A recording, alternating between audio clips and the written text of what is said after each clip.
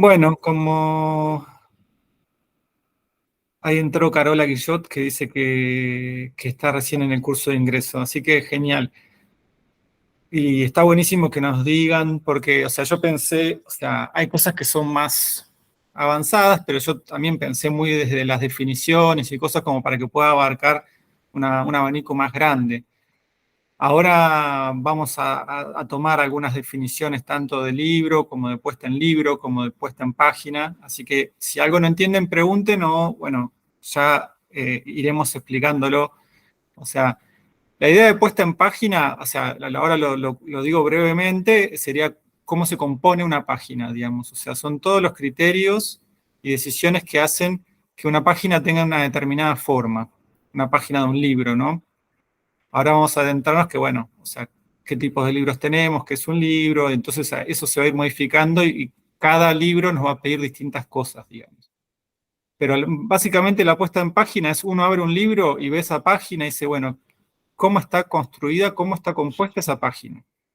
Entonces uno ve que tiene, bueno, me estoy adelantando a cosas que ahora, pero bueno, uno ve que tiene una caja de texto, o sea, determinada, una tipografía, un formato, un tipo de folio o interlineado o alineado hacia un lado, hacia el otro, digamos. O sea, hay como varias cosas que van desde lo más tradicional hasta lo más, o de lo más conservador, digamos, hasta lo más experimental. Y por eso hablaba un poco de los libros infantiles, que hay libros infantiles, por ahí los más escolares son más tradicionales, pero después tenemos libros infantiles que nos desafían constantemente, incluso, o sea, o sea, como editores nos piden y nos desafían y también después para poder llegar a los lectores, que también es un desafío de lectura muchas veces algunos de los libros infantiles. Eh, y también no solo infantiles, pero bueno, yo hago un poco foco por lo que decía recién. Pero recapitulando, un poco la causa o la razón, digamos, de por qué la puesta en página.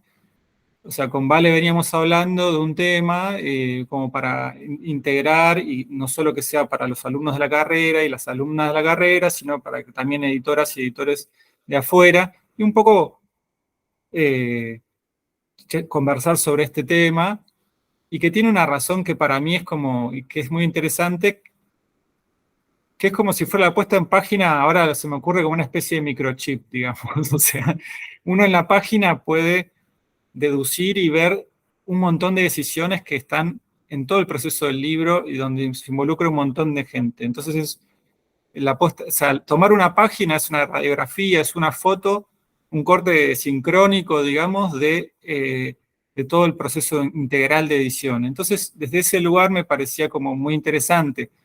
Obviamente que yo no soy diseñador, y entonces, o sea, por más que tengo algunos conocimientos de diseño, no va a ser una conversación enfocada, digamos, en criterios de diseño gráfico, por más que, obviamente, que vamos a hablar de tipografías y vamos a hablar de otras cosas. Entonces, sí, la idea de tomar esta foto de la página es para sentarnos a conversar, es un recorte, es una excusa, digamos, para decir, bueno, ¿qué es editar de alguna forma? Esa es la pregunta que está de fondo. Y también qué es un libro. En realidad, bueno, nos preguntamos muchas cosas, pero principalmente es qué es editar y qué es un libro. Y en relación a eso, hay un libro que a mí me gusta muchísimo y que lo uso para mis clases en UNTREF y también para un curso de capacitación que doy en la UBA, y que creo que Vale, o sea, bueno, Vale lo conoce bastante, que se llama El libro expandido de Amarant Borsuk. No sé si ahí lo ven, es de la editorial Ampersand. La verdad que, bueno, editorial Ampersand trabaja muy bien y tiene libros súper interesantes, bastante de nicho en lo que nos involucra, digamos, de lo que es el mundo de la edición y también de la impresión. Hubo una muestra de la historia de la impresión en eh, en el Hotel de los Inmigrantes, digamos, En ahí el Montref. el Muntref, exactamente. Yo Que, fui, la verdad que valía mucho la pena porque también haces como una especie de recorrido de algunas cosas que vamos a tocar acá. Y nada, la verdad que estuvo buenísima esa muestra, valió mucho la pena. Y a mí me gusta ir un poco a lo histórico, porque a veces ir a lo histórico, así como hablaba, bueno, analicemos la página, pero también a veces para entender cómo se compone la página hay que entender un poco qué pasó antes, digamos, y entonces, bueno, este libro, la verdad que está buenísimo y se los recomiendo que lo consigan, que lo compren, que lo compartan, o sea, porque vale mucho la pena, o cualquiera que quiera ser editor o que sea editor, tiene mucha información muy valiosa, digamos, en ese sentido y que nos hace también pensar, reflexionar sobre nuestro trabajo día a día, que a veces no tenemos tanto tiempo, pero es una buena excusa este libro. Y Borsuk dice algo que nada, o sea, se pregunta un poco qué es un libro, ¿no? Dice, la pregunta tiene validez para todo, porque todo el tiempo está cuestionando nuestras ideas y preconceptos. Y dice, uno piensa en un libro y lo que piensa es en una pila de papeles impresos de ambas caras, encuadernados por un extremo y encerrados entre dos tapas. Y si yo les pregunto, no sé, qué piensan, o sea, por un libro o qué es un libro, lo más probable es que me digan que describan algo parecido a lo que está diciendo Borsuk acá. Bueno, es un cuadernillo elegante, digámosle así, hablando mal y pronto. O sea, es algo como, bueno, es bastante estandarizado, pero volviendo, si uno se va para el lado de los libros digitales, bueno, ya estamos pensando, y digo nativos digitales, o sea, los nativos digitales se dicen a los libros que no están basados en el libro papel, sino que tiene una estructura completamente distinta, o en los infantiles. Sí, en infantiles hay mundos de tipos de libros, y no todos los libros son este libro, como que es lo más parecido a un libro estandarizado o el libro ideal, digamos, o sea, de lo que nos imaginamos como libro. Ahí hay un comentario. eh, sí, ahora les paso el nombre de Amarant Borsuk. Vale mucho la pena y yo en mis clases subo un video que hay de ella, porque no solo trata del libro, la historia del libro y las materialidades y qué sé yo, sino que también se va como a los extremos. Entonces hay todo un apartado que analiza los libros de artistas, son artistas plásticos que buscan como desafiar los límites del libro y de preguntarse qué es un libro. Bueno, me estoy yendo un poco a las ramas, pero ya retomamos. Entonces cuenta, ponele, el caso de un libro que se llama Danger o Dangerous, ahora no me acuerdo, como Peligro, que es un libro que es como un fuego artificial, o sea, que tiene pólvora el libro, de hecho, entonces es como que se prende el libro. Y otro caso de un artista que se tatuó un ICBN y se registró como libro, digamos, y nada, y era desafiar, bueno, un poco los límites. Eso es súper interesante y acá lo cuenta muy bien y también hay una entrevista que le hicieron a ella, yo no sé si estaban cuando vino, no sé si por medio de Malva, ahora no me acuerdo, pero después está fácil de acceder, está en YouTube. Y cuenta un poco todas estas locuritas, digamos, que obviamente que alguien con un ICBN tatuado no es un libro, pero bueno, es discutible, pero no es lo que nos encargamos de trabajar, no estamos tatuando seres humanos para que tengan un ICBN y se comercialicen, digamos. O sea, pero bueno, es interesante como planteo y como les digo, bueno, esta autora lo que hace es como ir desde la antigüedad hasta hoy, como por todos los bordes y los límites difusos que hay acerca de qué es un libro. Pero ahora, corriéndonos un poco de Borsuk y yendo un paso más allá, me interesaba traerla a Piccolini, que ella habla de la puesta en libro, y dice que desde hace algunas décadas los estudiosos del libro y de la lectura han prestado atención a las formas materiales en que los textos llegan a sus lectores y han señalado su incidencia en la producción de sentido. Ella se basa en Roger Chartier, que es otro gran estudioso, digamos, de la historia del libro, que, bueno, Vale acá trabaja bastante Chartier y trabaja bastante todos estos temas, pero que para mí son muy importantes para seguir y seguir en el camino este de ir hacia qué es un libro, qué es la puesta en libro, qué es la puesta en página. Y Roger Chartier ha propuesto el término puesta en libro en oposición a la puesta en texto, que eso es a cargo del autor, para hacer referencia a las intervenciones editoriales y de la imprenta. y leo una cita de Chartier. Contra la representación elaborada por la literatura misma del texto ideal, abstracto, estable, por hallarse separado de toda materialidad, hay que recordar con fuerza que no hay texto fuera del soporte que lo da a leer, que no hay comprensión de un texto, cualquiera que sea, que no dependa de las formas en que alcanza su lector. De ahí la necesaria selección entre dos tipos de dispositivos, los que derivan de su puesta en texto, de las estrategias de escritura, de la intención del autor, y los que resultan de la puesta en libro o en impreso, producidos por la decisión editorial o el trabajo del taller, apuntando a lectores o lecturas que puedan no ser conformes con los deseados por el autor. Y acá es algo súper interesante que toca Vale Sorín en su materia, en edición 1, que es esta idea de garantizar, como la misión del editor de garantizar la lectura.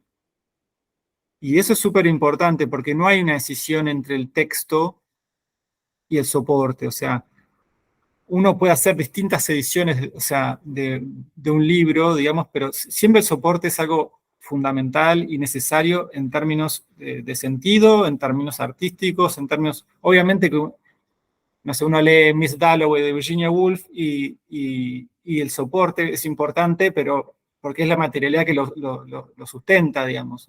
Obviamente que no va a cambiar la historia en sí, pero sí es muy importante en términos de garantizar la lectura. El trabajo del editor, acá Chartier es como que separa bastante las aguas y dice, bueno, está la puesta en texto, la puesta en libro, los autores por allá, los editores por allá, y en el trabajo del día a día del editor no es tan así, porque hay una conversación entre editores y autores, y parte del trabajo del editor es editar justamente las historias. Entonces, si el editor de Stephen King le dice, mira, acá justo esta parte aparece el muñeco, pero no le da miedo a nadie, cosa que no pasa, digamos, generalmente a Stephen King, pero es algo que le pudo haber pasado a un editor hipotético de Stephen King. Entonces, parte del trabajo del editor es intervenir el texto. Entonces, por eso, o sea, Chartier lo hace para hacer una separación bien clara y entender, digamos, la importancia del soporte, y tiene mucho sentido lo que dice, pero bueno, no es que están tan separados, sino que son eslabones, digamos, de una misma cosa. Pero bueno, siguiendo por... Sí, perdón. No, por favor. Hace 10 días atrás entregaron la Asociación de Literatura Infantil y Juvenil de la Argentina, ALIJA, entregó los premios que anualmente entrega, que se llaman destacados de ALIJA. Y bueno, hay destacados por diferentes categorías y luego está el gran destacado, ¿no? Aquella obra que especialmente quieren distinguir por una multiplicidad de factores. Y en este caso fue un relato ilustrado. El relato estaba escrito por Canela y la ilustración era de Cristian Montenegro, editado por Editorial Comunicarte, con la editora que es Karina Fracaroli, que es una editora muy atenta. Y cuando hicieron entrega del premio, la escritora Canela decía que hacía como 15 años que venía trabajando esa historia, que tuvo diferentes momentos, y que en cierto momento decidió, ¿no?, ofrecerla para su publicación. Bueno, contó un poquito más sobre eso, pero luego llegó al momento en el que entraron, digamos, acordaron con Karina Fracarol y firmaron el contrato, todo para publicar por Comunicarte, y que en un momento Karina le dijo, o sea, ya estaba ilustrado, ¿no? Ya estaba ilustrado por Cristian Montenegro, o por lo menos empezado de todo ese camino de ilustraciones, y que Karina un día le dice, está todo precioso, pero a este libro le hace falta una vuelta más. Y primero Canela se sintió, bueno, como, ¿cómo que le hace falta una vuelta más? Es todo el recorrido que tuvo este relato. Pero que lo volvió a leer, evidentemente no solo le debe haber dicho eso, se lo debe haber justificado. Y ella se dio cuenta que desde que empezó a pensar ese relato, el contexto había cambiado y, digamos, con los tiempos, con los aires del feminismo por delante, era necesario cambiar como el foco de la historia. Así que hizo, no una reescritura completa, sino algunos ajustes. Y pensaba nada, una escritora de una enormísima trayectoria, que además fue editora, la primera editora de Sudamericana en la colección de infantil y juvenil, etcétera, ¿no? Y ese diálogo, cuando incluso ya estaba todo contratado, que no, pero le hace falta una vuelta más. Perdón, ¿eh? No, no, bueno, pero que es eso, o sea, muchas veces el trabajo del editor, la mayoría de las veces es una vuelta más, a veces son retoques, a veces es repensar un libro. El otro día hablaba con Andrés Belauste de Compañía Naviera y él contaba un caso que mandó a reescribir, o sea, una vuelta más, digamos, a un autor y que el autor en el tiempo ese se tomó un tiempo considerable y metió un personaje, y metió a la madre, que evidentemente era un personaje que pedía la historia, que no aparecía, o aparecía muy de fondo, pero no aparecía como un personaje activo, digamos, un personaje redondo, sino como algo muy de fondo, y metió en la novela a la madre. Y él me dice, es increíble, o sea, la gente que lee la última versión, cómo el autor se las ingenió para surcir, digamos, a este personaje en la historia y que no se noten las costuras. O sea, eh, nada, obviamente que sirvió mucho su evolución y de la gente de la editorial para que el autor entendiera, digamos, qué era lo que estaba necesitando el texto, pero bueno, también está la maestría ahí de los autores y autoras que después hacen, de la galera sacan este conejo, digamos, y es como, es maravilloso. Así que sí, sí, hay muchos casos así, pero bueno, me quedé pensando con lo de los aires, o sea, y del feminismo, y la otra vez conversaba con unos colegas de la UBA y que hablábamos cómo en infantil, eh, ya en las reversiones de clásicos, ponen el caso de Barba Azul, que era un clásico muy reversionado, ya como quedó totalmente relegado. Hasta 2013, 2014 todavía había unas versiones, una versión de Zorro Rojo y después, bueno, ya es como que cada contexto y también es como te exige estar repensando, digamos, la tarea y con quiénes te estás comunicando, digamos, y entre quiénes es la conversación. Y la verdad que está buenísimo que sea así. Eh, Nada, en este caso yo estoy enfocando un poco más desde la materialidad, pero obviamente que estos son parte de los criterios fundamentales de edición, digamos. Así que, bueno, bienvenidos sean y obviamente que pregunten y intervengan y cuenten todo lo que quieran.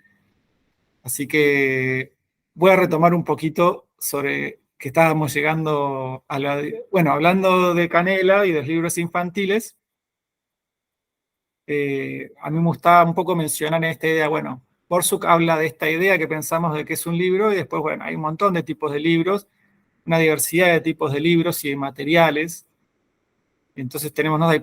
Libros de papel, de cartón, la tinta puede ser de una forma, de otra, o sea, tenemos, no sé, libros con funciones muy distintas, o sea, libros que son para, no sé, libros para colorear, libros didácticos, libros, o sea, tipo fungibles, libros fuelles, que se arma todo un fuelle, tenés libros informativos, o sea, o sea, nada, ahora se me van los pierdo un poco del horizonte, pero, y les quería preguntar a ustedes, ¿qué libros conocen? ¿Qué libros que no son el libro tradicional pueden mencionar?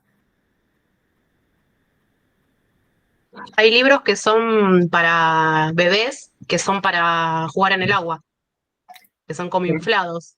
Perfecto, sí, los de PVC, de vinílico, digamos, o sea, Sí, sí, sí. tal Y cual. también de tela, obviamente, que son con texturas y esas cosas, con ruiditos. Sí, también hay con olores. Hay unos que vos raspás y sale un olor, con sonidos, o sea, con música. Libros de artista, que dice Gonzalo Ludueña. Tenemos libros de cocina. Libros de melamina, no sé cuáles son los libros de melamina. Los pop-up, perfecto, sí. Los pop-ups son hermosos. Son libros que a todos nos gustan, pero son muy caros de hacer, entonces no se ven tantos, digamos. Y eso que la tecnología ha avanzado y los chinos tienen unas impresiones, y los coreanos y los indios también tremendas, pero todavía no logramos que bajar los costos ahí, entonces no hay tanto pop-up. Pero bueno, o sea, hay una gran diversidad. Bueno, el fotolibro, después, vale, ¿vos te acordás cómo se llaman estos que tienen dentro de los infantiles, que tienen eh, como una especie de, sí, creo que es lenticular, se le llama a la tapa que vos la movés y según cómo la gires ves una imagen u otra que cambia la imagen? ¿Holográfico? Tipo holográfico, sí. ¿Como tipo de libro? No sé. No, creo Pero que sí, tienen estas cosas, sí. claro. No, sí, no sé si es el nombre lenticular exacto, pero sí es tipo holográfico. Bueno, tenemos una cantidad de libros muy distintos, digamos. O sea, obviamente que uno puede hacer como grandes clasificaciones, y entonces, no sé, a la hora de presupuestar un trabajo, maqueta simple y maqueta compleja, bueno, ahí nos meten la tipología de libros, o sea, nos tiran todo por la borda. Pero sí, por lo menos es una base de segmentación, decir, bueno, es un libro como este que estábamos hablando de Borsuk, que es un libro eh, académico, de investigación, o sea, igual es de divulgación, pero digamos es bastante académico, pero tiene un formato estándar, y después tenemos libros para de maqueta compleja, que puede ser un libro de lutería, o un libro informativo, estos grandes de tipo de gatos, y son todas imágenes de gatos y cosas vinculadas a los gatos o plantas, o sea, y que tienen una maqueta que no es tradicional. Pero ahora, bueno, nos vamos a adentrar un poco. Ahora vamos a ir no va a quedar todo en charla, vamos a ir a ver un poco PDFs y distintos libros que tengo ahí reservados. Ahí dice manual escolar. ¿Quién es que dijo esto?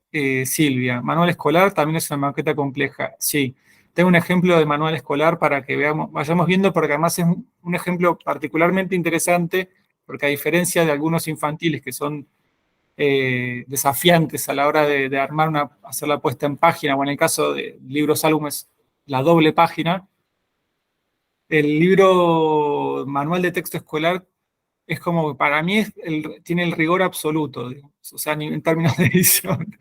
No sé si son libros tan entretenidos de editar en sí, pero tienen un nivel de rigor, porque son producciones tan grandes y tan monumentales que todo tiene que estar medido. Entonces uno ve la página y todo lo que ves en la página está contado. Y eso es hermoso en términos de edición, porque decís, bueno, estos tipos están improvisando, saben cuántos caracteres tiene que tener cada título, más o menos. O sea, entonces eso es súper interesante. Pero bueno, ahora retomando el principio, y para los que no conocen el término de la puesta en página, Piccolini habla de la puesta en página como la puesta en página de diagramación, que la define como la confección mediante un programa de armado de páginas del prototipo de la publicación. En la puesta en página se vuelca el original del autor, o sea, el original que escribe el autor, ya corregido en la maqueta de la colección previamente diseñada. Este trabajo incluye por lo general varias pruebas. La puesta en página está a cargo de un diseñador. Esto dice Piccolini, pero está pensando en cuando ya está la maqueta del libro diseñada. La maqueta del libro es la estructura del libro, y la estructura del libro va a depender de la colección. Pero cuando no tenemos una colección o estamos iniciando una colección, hay que pensar todo. O sea, ¿qué estética va a tener? ¿Qué formato va a tener? ¿Qué caja va a tener? ¿Qué tipografía va a tener? ¿Qué interlineado? Son todos elementos que es, bueno, ¿y qué criterio utilizamos? O sea, y yo creo que si estamos haciendo una novela romántica o una novela pulp o un libro de cocina o un manual de texto, cada tipo de libro nos va a pedir y cada tipo de puesta en páginas nos va a pedir distintas decisiones y distintos criterios editoriales. Y además, también, bueno, después está el valor que uno le da. O sea, y digo el valor en tanto editor, porque editoriales de manuales de texto tenemos varias. Entonces, unos toman, Santillana toma una decisión, Capeluz toma otra decisión, Puerto de Palos toma otra decisión, que obviamente uno ve y están compitiendo y ves uno sin leer, alguien te abre un manual y dices, esto es un manual escolar, en todos los casos, pero adentrándose y hilando un poco más fino, ahí vas viendo cuáles son los criterios, que políticamente póngale qué editorial es un poquito más progresista, cuál es más conservadora, cuál tiene más atención hacia lo gráfico o tiene un mejor director de arte. Entonces, o sea, son todas cosas que se van manifestando, digamos, en la puesta en página. Y este es como, por eso me interesaba esta fotografía, esta radiografía como excusa, como recorte para analizar todo el proceso, porque en realidad es esto, una radiografía de un proceso muy largo.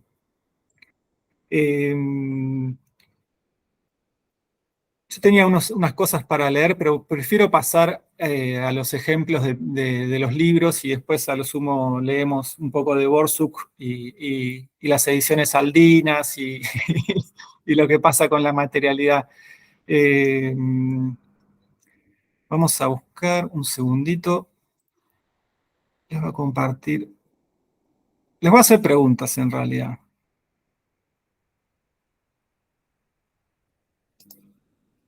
Un segundo.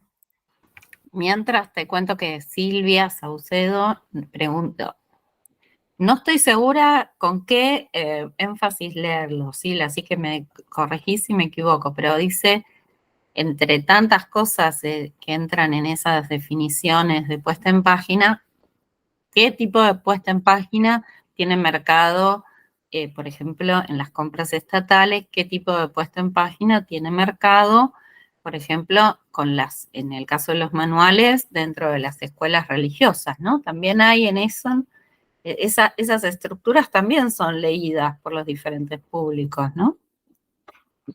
Totalmente. Bueno, yo tengo un ejemplo acá de la editorial Norma que se llama Lindo Día para Volar, que es un libro de Verónica Zucácer, que es una autora bastante usual o frecuente, o sea, se dedica mucho a todo lo escolar. O sea, Editorial Norma se encarga de la parte literaria, digamos, de lo que es Editorial Capeluz. O sea, es la misma editorial, solo que tenés una pata que se dedica a lo literario, destinado al canal escolar, a las escuelas, y tenés los manuales, y bueno, y siempre tratan de generar lazos entre el manual de texto y los libros literarios, digamos, y las novelas y libros de cuentos que tienen. Pero esto que estaban preguntando y que decía Vale recién, para mí es muy interesante porque así como estábamos hablando de libros infantiles que desafían la puesta en página tradicional, en lo escolar tenemos formatos muy tradicionales, cajas muy tradicionales, súper estandarizadas, y que también dan cuenta de algo que es muy importante, que es, nada, están contando cada centavo, para decirlo muy pronto, digamos. O sea, hacen tiradas grandes, pero tienen un mercado muy grande que abastecer y tratan de hacerlo rendir. Entonces, por lo general, no son tipos de editoriales que no van a estar trabajando tan en línea de un libro álbum o un libro informativo o un libro más lujoso, sino son colecciones que tienen un corte por edad, etario, y tienen todos formatos muy parecidos. Si uno agarra el libro literario de Estrada, agarra el libro literario de Norma, agarra el libro literario de Del Vives, todos tienen un formato que va a ser 12 por 19, 12,5 por 19,5, 13 por 20, todos están en ese rango que es un formato súper estandarizado y súper económico. La estandarización, mientras más estandarización, más bajan los costos, digamos. Entonces, por eso no es tan frecuente que sean a color, por más que hay edades que se están obligados un poco a usar a cuatro tintas, con algunas ilustraciones, sobre todo con los más chicos, que es parte igual también de los prejuicios, pero bueno, en general siempre lo a color es más atractivo, digamos, las ilustraciones a color son más atractivas no solo para los chicos de 5 o 6 años, o sea, sino para la gran mayoría, salvo que estén pensados de otra forma. Pero bueno, o sea, Y estos formatos están pensados sobre estandarizaciones de papeles y estandarizados de industriales, digamos. Una editorial, una imprenta, tiene formatos de hojas muy grandes, que son tamaños de 65-95, 90-130, 82-118, que son los formatos más usuales en que las papeleras cortan los papeles y fabrican los papeles. Entonces, son más baratos que hacer un formato distinto y que de golpe, bueno, o tengas que mandar a fabricar el papel, que si es una tirada chica no te van a dar los costos nunca, y solo tiene sentido en algún caso que tengas algún megalibro, que digas, bueno, quiero este formato específico y me ahorro un montón de dinero, bueno, entonces se manda a hacer eso. Pero me estoy yendo un poco por las ramas. Pero es parte igual de la idea de irnos por las ramas. Francia, ¿qué vas a mostrarnos ahí? Algo que nos estás compartiendo, que seguro ahora nos hablarás y es muy interesante. Solo te comento para que cuando quieras le des lugar, que Débora quería decir algo, estaba levantando la mano. Perfecto. Deb, ¿querés comentar ahora? No, quedó medio como un poco desfasado, es como volver un poco para atrás.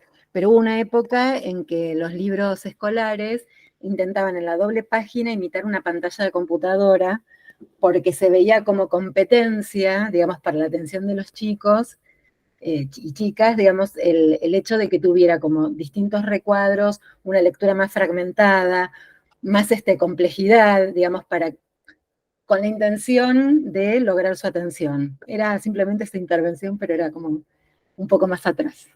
No, bueno, pero es súper interesante desde el lugar, o sea, siempre, y eso se discute mucho en educación, el tema de tecnofilia o tecnofobia, y a veces en el mundo del libro tenemos como una especie de complejo, o cierto temor o complejo de inferioridad frente a tecnologías más modernas o actuales, y entonces es como que, bueno, tiene que haber un celular en la historia, tiene que simular una pantalla, tiene que...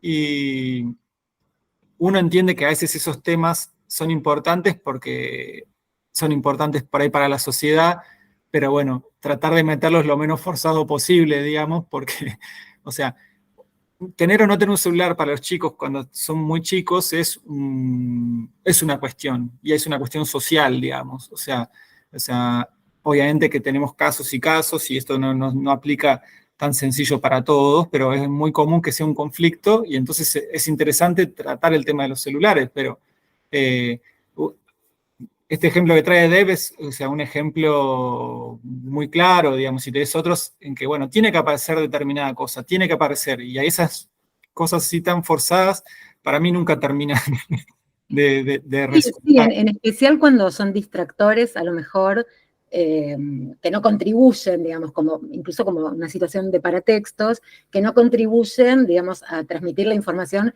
que en un caso tiene que transmitir un libro de texto para chicos.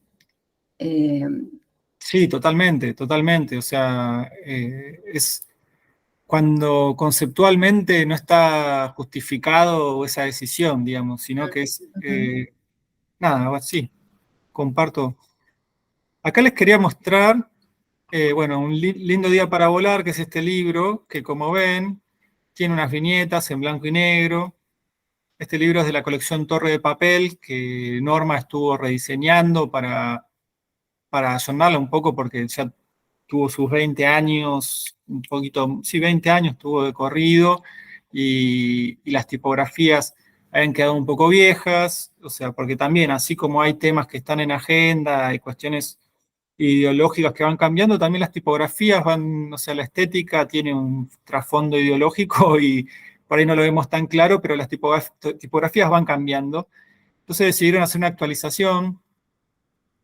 Como ven, es un libro bastante sencillo, o sea, de un formato estándar, con estas viñetas, que es como, bueno, un distintivo, o sea, y siempre como está el tema de la ilustración como infaltable o casi infaltable en lo infantil, pero más allá de las viñetas, si ven, son cajas bastante sencillas, o sea, esta es una capitular, lo que se llama una capitular es la página de entrada, digamos, a un capítulo.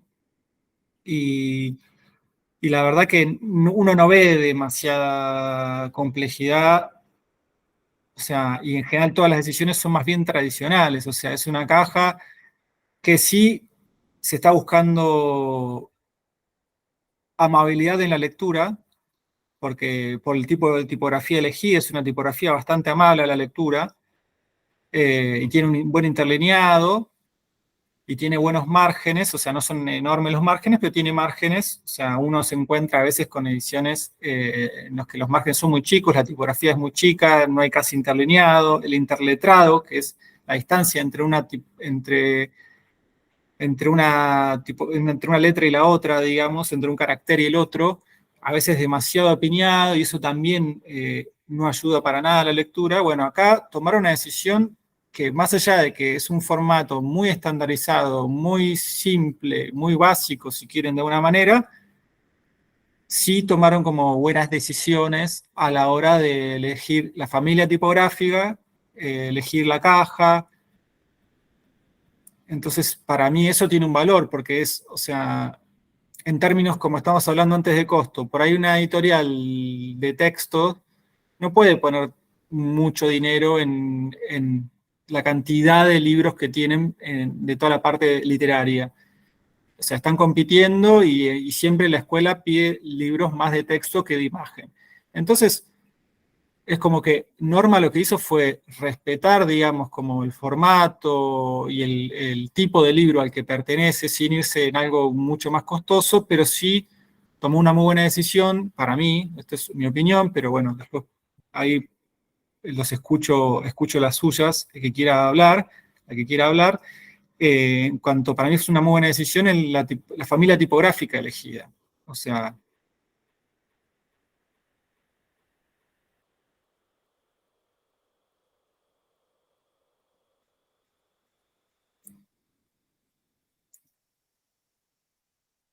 y acá, bueno, principalmente por el tema de lo que más delata, o sea, lo infantil son las viñetas, está claro, pero también estas decisiones, o sea, de letras, tipografías no tan chicas también es algo que marca. Pero bueno, esto es una página de lo que es una editorial Norma, que es una editorial de prescripción escolar, que es de texto. Y vamos a ver, ahora les quería mostrar otra cosa. Este es un libro que edité el año pasado, de Historia de los afrodescendientes esclavizados en Buenos Aires, que es de una antropóloga que heredó de su padre unos papeles de Mariano Moreno, en los que, bueno, se mostraba mucho cuestiones de la esclavitud de los afro en la Argentina. Y acá nos vamos a encontrar con algo un poco similar a lo que vimos recién, pero fíjense las diferencias con respecto al libro de Norma. O sea, ¿qué vemos acá? Esta es una apertura, y la apertura es más o menos similar. Bueno, no tiene la viñeta, pero es más o menos similar. Lo que cambia es un poquito el formato. Este libro es de un formato un poquito más grande, ustedes no lo pueden ver, pero de hecho lo tengo acá, pero ahora se los muestro. Y el formato es un poquito más grande que los formatos escolares. La tipografía es la familia tipográfica, digamos, que es el estilo es otra, pero que es mucho más clásico, digamos. Es un formato, perdón, una familia tipográfica más tradicional, más académica, si quieren, de alguna forma. Y bueno, el tamaño es bastante más chico, o sea, entran muchos más caracteres por línea que en lo que vimos en la de Norma. Los márgenes son un poquito más grandes, pero tampoco hay tanta diferencia en los márgenes. Pero lo que empiezan a aparecer son otras cosas en las páginas. Esta nota al pie. En un libro como el de Norma nunca vamos a tener una nota al pie así. Porque esto ya responde más a criterios académicos. O también que aparezca en un encabezado el nombre de la autora puede ser en un libro escolar, pero por lo general no es tan frecuente. y después en este caso, en un cabezal, el título del libro, que eso sí ya es algo más de corte académico. En alguna época se hacía también en libros de ficción que circulaban más, pero es muy típico que los libros académicos, universitarios, hagan uso de este tipo de cabezal no solo para poner el título de la obra, el título del libro, sino también para ir poniendo los títulos de los capítulos y de los apartados. Porque por lo Por ahí, general, sí, vos decís que en ese caso tienen en cuenta que serán fotocopiados y que entonces no se pierda. mira, para mí puede ser, no había pensado esa explicación, ¿vale? Pero puede ser. Yo lo que pienso es que por lo general los libros académicos son bastante más largos y un poco más farragosos, esta cosa que está todo un poco más apiñado, pero sobre todo son largos, entonces esos cabezales con los nombres de los capítulos a veces funcionan como una suerte de índice. O sea, uno va al índice y dice, bueno, capítulo 3, página tanto, pero también está el título y pasa y uno ya lo encuentra con el pasar de las hojas más a golpe de ojo. Gracias, Eh, Fran. Están levantando la mano. Primero Débora y luego Silvia. bueno, entonces la escuchamos a Deb, a ver qué No, quiere. está bien, le cedo a Silvia, yo ya hablé, era una intervención anterior, pero con respecto a esto que decís de los cabezales, muchas Sí, veces los libros académicos tienen más de un autor, entonces también muchas veces ayuda a identificar a qué autor estamos leyendo en ese capítulo, por ejemplo. perfecto. No, está bárbaro lo que decís, Deb. Sí, es totalmente así. Eh, Incluso nosotros estamos trabajando ahora lo que es la puesta en página, pero si uno piensa en las tapas, me acuerdo Carlos Díaz de Siglo XXI, que es el director de Siglo XXI, en una charla en la Feria del Libro hace varios años, estaban renovando todo el diseño, digamos, de la colección principal del Siglo XXI, en la que se edita a Barthes, a Foucault y a varios más. Eh, y parte del trabajo de ellos, lo traigo por esto que dice Débora, digamos que parte del trabajo en las tapas era, como son libros que a veces tienen un autor, pero pueden tener un compilador y varios autores, entonces parte del trabajo era medir la elasticidad de la tapa, el diseño. Sí, bueno, hacían la prueba con un autor, con dos autores, con tres autores, con 10 autores, o sea, que en general no tienen caso de 10 autores, pero era como, bueno, ¿hasta dónde me resiste el diseño si meto más autores? Porque no vaya a ser cosa que uno dice, ay, qué lindo diseño, con un autor me funciona, con dos autores me funciona, con tres más o menos, con cuatro me queda una cosa espantosa, digamos. Entonces son cosas que tienen que ver con el diseño puntual de colección, pero que son importantes. Eso en el caso de la tapa. Ahora nosotros estamos con el tema de la puesta en página y es muy atinado lo que dice Débora, digamos que también, o sea, muchos libros académicos son súper largos y cada capítulo está escrito por un autor distinto. Y ahí se marca bien, que quede claro a quién pertenece. Y bueno, después hay cuestiones de lo que es libros más académicos, que es súper importante, es el tema del citado, las referencias, glosarios, digamos que por ahí en otros libros no lo vamos a ver. Uno se compra una novela de Celo Almada, un libro de cuentos de Samantha Schweblin, y no vas a tener citado, no vas a tener referencias bibliográficas, no vas a tener un glosario, un índice de imágenes, y todas esas cosas que son elementos, digamos, periféricos de alguna manera al cuerpo del texto central, pero tenemos todo el tiempo marcas que te llevan y traen desde el cuerpo central o sea, de un capítulo una cita. Y el citado, por lo general, es norma APA o, bueno, el estilo francés. Y eso te lleva a un tipo de referencia y a un tipo de glosario. Entonces está todo un poco ahí vinculado. Entonces en la puesta en página podemos ver eh, podemos ver con qué tipo de libro estamos tratando. Tomemos este capítulo, el primer capítulo, el tráfico de esclavos. Y acá tenemos este copete que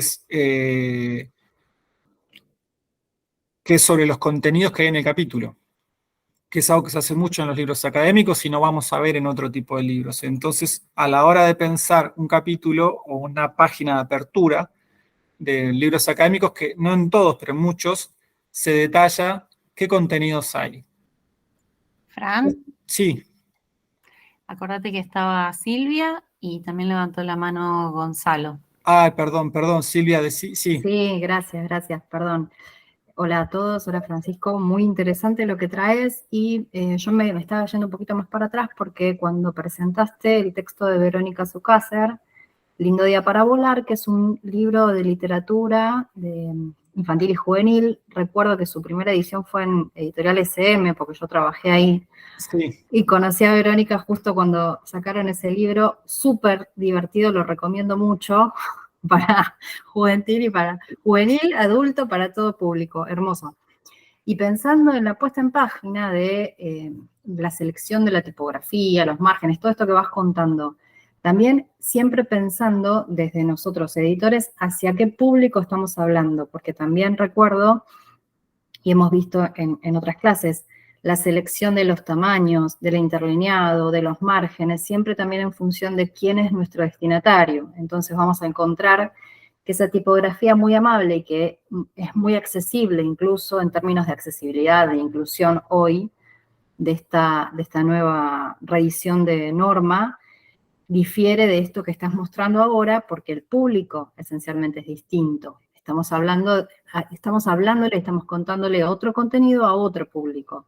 Entonces, yo como estudiante hoy de edición me llevo tener en cuenta siempre, a partir de todo proyecto, pensar quién es nuestro destinatario, cuál es nuestro nicho, cuáles son las características que tiene que tener nuestra puesta en página por todos estos componentes que nos traes con este ejemplo del libro del que editaste vos, que tiene otro destinatario.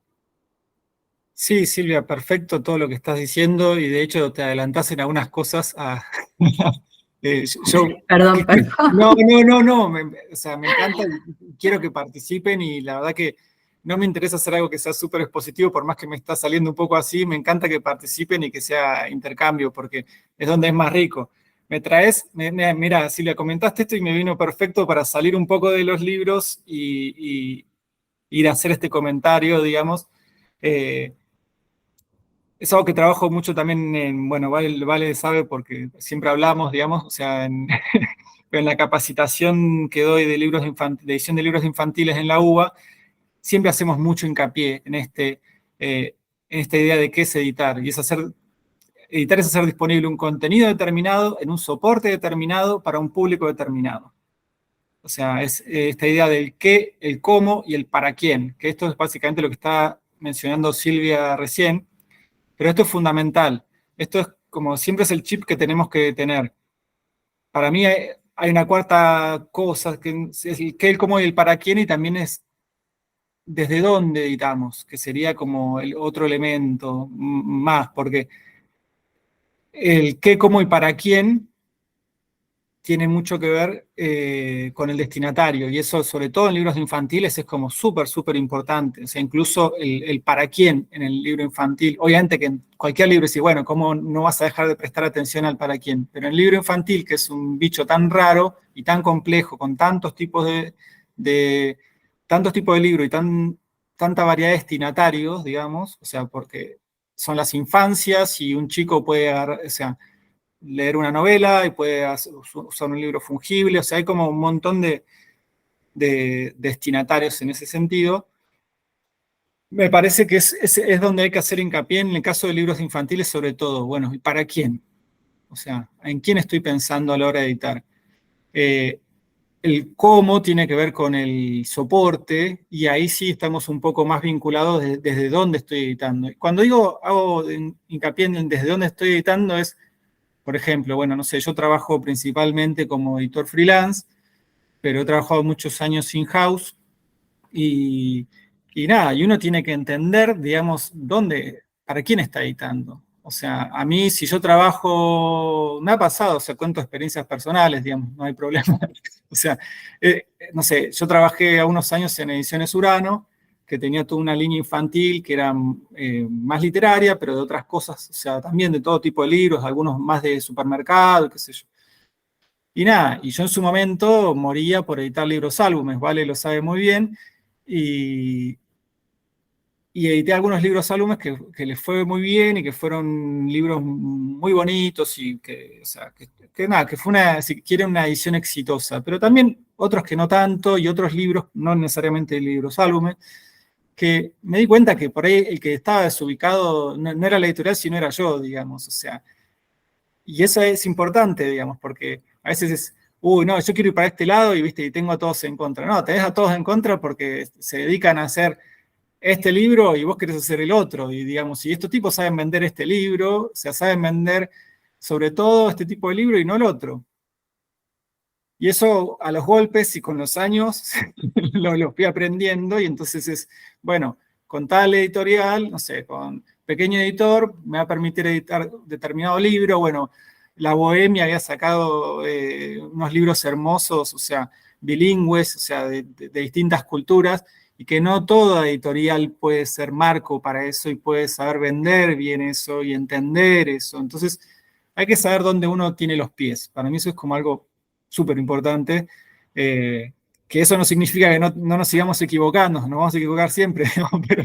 Pero sí por lo menos tratar de ser lo más efectivos posibles en cuanto a los criterios editoriales, digamos, y corrernos también de los prejuicios propios y todo ese tipo de cuestiones. Y yo creo que parte de esta idea que nos trajo Silvia del qué, el cómo y el para quién, es hablar de los criterios editoriales, por un lado, es hablar de garantizar la pertinencia, digamos, entender como el proceso que necesita cada libro, y es entender, en definitiva, digamos, lo que es la identidad editorial. O sea, y la identidad editorial va a variar entre una editorial y otra, incluso dentro de una misma editorial el tiempo corre y así como cambian las ideas y cambian las personas, cambian las editoriales y una idea inicial va pasando a ser otra cosa. A mí una editorial que me gusta mucho es una de libros informativos que se llama Yamiqué, que trabaja muy bien los libros informativos, o como les gusta decir a la gente que hace libros informativos, de comunicación de la ciencia.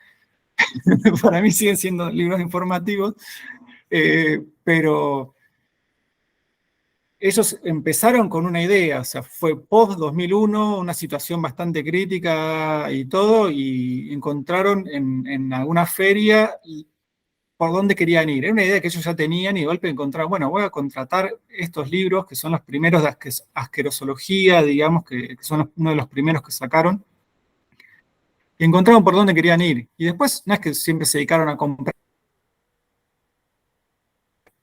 después empezaron a desarrollar sus propias colecciones. Pero bueno, para mí es o sea, un claro ejemplo, si uno analiza desde los primeros libros que sacaron a principios del 2000 hasta hoy, han tenido un camino, y que no es siempre que editaron lo mismo, y es como, bueno, me caso con esta identidad editorial.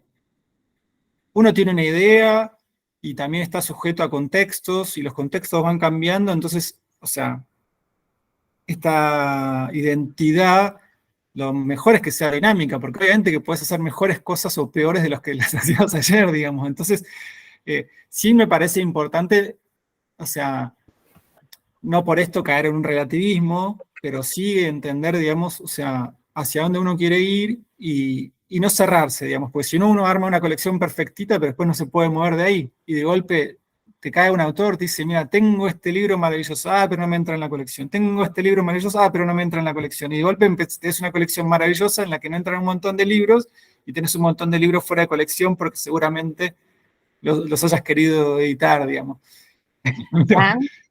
Sí. Hago un comentario súper chiquitito. Pues recién hablabas de Yamiqué. Yamiqué por muchos años tenía una frase que ponía siempre en los libros, que es, nos queremos editar los libros más lindos y divertidos, ¿no?, sobre ciencia. Y en un momento cambiaron la frase, en esto que vos decías de, bueno, ir modificando también, o sea, no necesariamente toda la identidad, siguen haciendo cosas, productos que uno ve y dice muy claramente, esto seguro lo hizo Yamiqué. ¿no? En el estilo, en la propuesta, en lo dinámico, en muchas cuestiones que tienen que ver con esto que vos decís de la puesta en página. Pero de repente ir modificando, bueno, porque hay otra recepción, ya está instalada la editorial como tal, ¿no? Entonces puede por ahí hacer, hablar de otra forma. Y acordate que está Gonzalo levantando la mano. Sí, sí, sí, justo le iba a pedir la palabra a Gonzalo, que lo dejé allá atrás. No, no, no hay problema. Sí, yo iba a comentar fundamentalmente sobre los libros académicos respecto del encabezado, ¿no?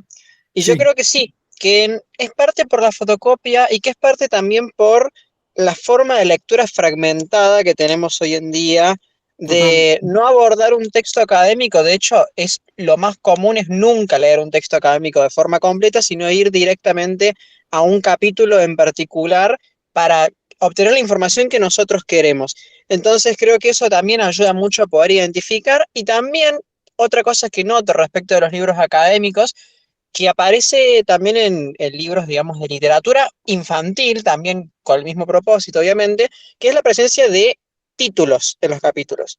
Títulos que yo no tengo un libro académico en mi vida capítulo 1, capítulo 2, capítulo 3. Siempre mencionan de qué se trata a partir del título. Y eso obviamente también vuelve a obedecer esta idea de lectura fragmentada, que en donde el lector va y apunta el libro, lo abre, lee un capítulo y lo cierra. Entonces me parece muy importante, y también el encabezado importante porque ellos saben que en contextos académicos los profesores suelen hacer compilaciones. Entonces, yo hablando desde mi lado de estudiante, por ejemplo, en materias como Introducción a la Problemática del Mundo Contemporáneo, que uno tiene una cantidad importante de bibliografía, y a mí me pasa que yo, para poder encontrar los textos, me guío por el encabezado. Porque yo, por ejemplo, en una compilación no tengo un índice. Y si yo tengo que manejarme, me voy fijando por los nombres que aparecen arriba. No hay otra forma no tengo otra manera de poder dirigirme para poder tener el texto.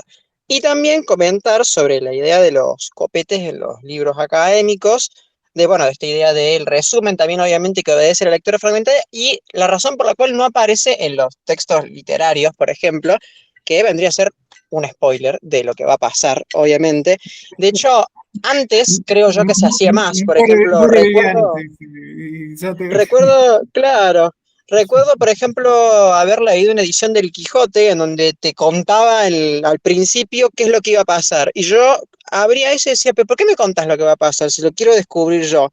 Y es alguna práctica que hoy en día ya en los libros de texto, por ejemplo, no se ven, tipo en los libros literarios, y obviamente también debe ser por una cuestión de que son textos capaz más accesibles respecto de complejidad de lenguaje o complejidad de idea, que es lo respecto de un texto, por ejemplo, medieval, con el cual podamos llegar a tener diferencias de contexto que nos dificulten la interpretación, obviamente. No, totalmente, está buenísima la intervención, Gonzalo. Sí, incluso el copete, que en este libro de los afro lo tenemos, es algo que también en libros académicos, salvo en libros muy extensos, se ha dejado de utilizar bastante. O sea, sí se usan los encabezados, sí los autores son varios autores y qué sé yo, y esta cosa de marcar mucho el tema. A veces está de capítulo 1, pero siempre son capítulos, o sea, hay título de capítulo y eso es como lo central. Después por eso se ha abandonado bastante el copete. Sí tenés índices más complejos, entonces tenés índices que son casi índices, o sea, un índice y un índice de contenido, a veces una mezcla, un híbrido entre el índice e índice temático y el índice común. Entonces por ahí sacan el copete de por medio. Pero para mí sí, responde así como contás lo de Quijote, que ya en ficción obviamente no se usa hace un montón de años, pero yo creo que cada vez se usa menos en lo que son libros académicos también.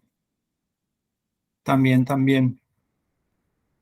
Y ahora les quería mostrar, no sé si alguien más quiere preguntar o comentar algo, la verdad que están buenísimas las intervenciones que están haciendo.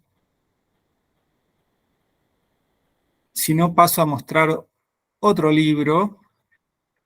Este es el, para el que más me divierte mostrarles por cómo, que ya les adelanté algo. A ver, vamos a buscar, compartir, una ventana. Bueno, acá estamos de vuelta en el Acrobat y esto sería Primero les quería mostrar, esto es una guía de colaboradores de binarias de ciencias, segundo ciclo 2022 de Puerto de Palos, con los que trabajé el año pasado. Ellos, obviamente que la parte estética cada año la van renovando y cada año es repensar un montón de criterios y tomar un montón de decisiones editoriales en función de y estéticas, cómo va a quedar el libro. Y lo que hacen, dentro de lo posible, lo que pueden adelantar, son como definir estos criterios y armar estas guías de colaboradores como para que los que escriben los capítulos, como está todo muy medido, como decía en un principio, los que escriben y los que editan los capítulos sepan cómo tiene que ser la estructura y cómo tienen que ser esas páginas, las de apertura y las páginas, o sea, corrientes, digamos, o si hay páginas especiales también. Es muy frecuente que haya páginas especiales en los manuales de escolares. Entonces acá nos ponen el concepto, nuestras raíces, base y crecimiento, subconceptos asociados, evolución como nación, nuevos frutos, identidad nacional, florecimiento, sostén y apoyo, madre tierra, recursos gráficos, tramas autóctonas, grafismos originarios, formas orgánicas y colores de la naturaleza. Y esto tiene una razón, porque en 2021 se aprobó la ley ambiental integral y en 2022 se buscó abordar en todos los manuales de texto, introducir bastante el tema de ambiente. Entonces hay una razón ahí que está explicando y una noción de ambiente que es un poco más amplia, porque uno piensa en ambiente y piensa en ecología y siempre es la naturaleza y qué sé yo, pero a partir de esta ley integral, digamos, de ambiente, se concibe al ambiente no solo con lo que consideramos usualmente la naturaleza, sino la sociedad y la relación, y bueno, entre sociedad y naturaleza, y un poco más amplio, incluso llegando, o sea, no tanto en los manuales de texto, pero ese concepto en la ley al menos llega a cuestiones de género incluso.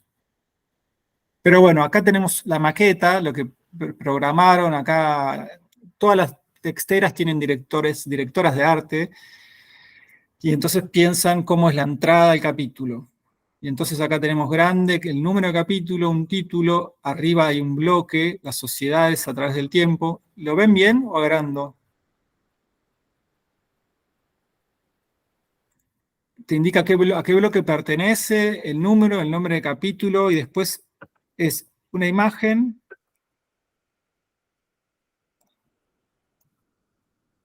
¿Me están escuchando? Sí, Sí, sí, se ve perfecto. bien y se escucha bien. Bárbaro.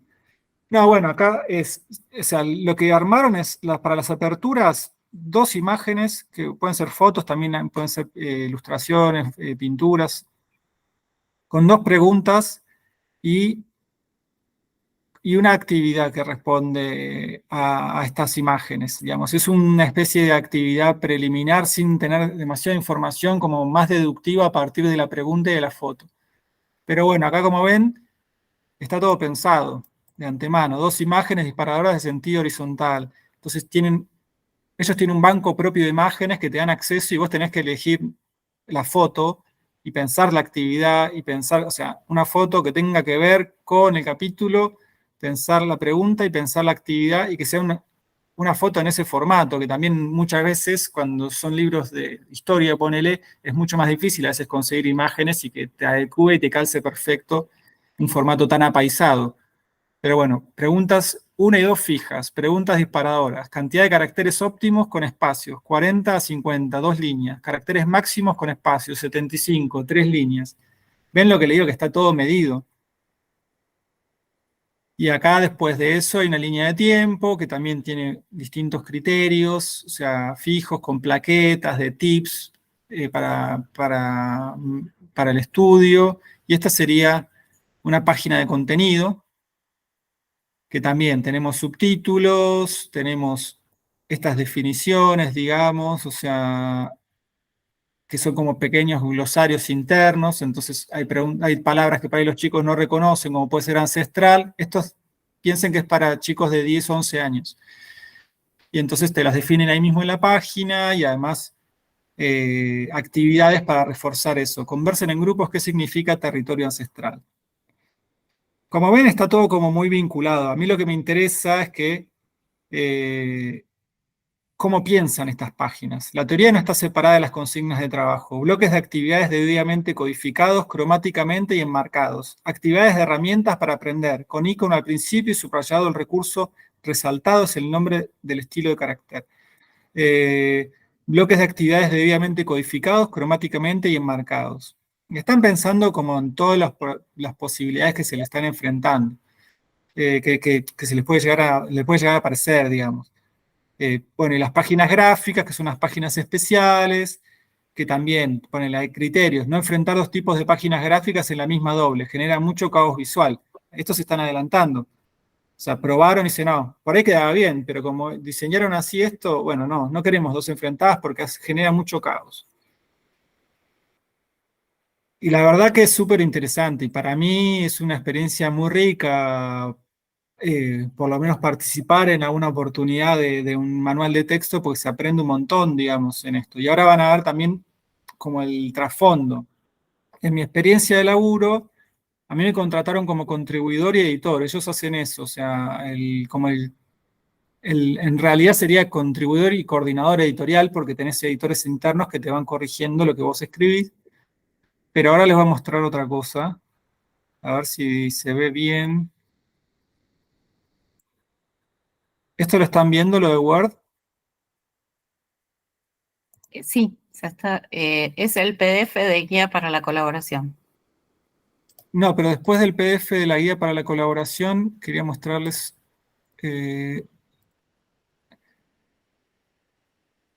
Seguimos todavía viendo páginas del Acrobat. a ver. Entonces dejo de compartir y ahí vuelvo. No voy a poder mostrarles en doble pantalla, me parece, pero les voy a compartir primero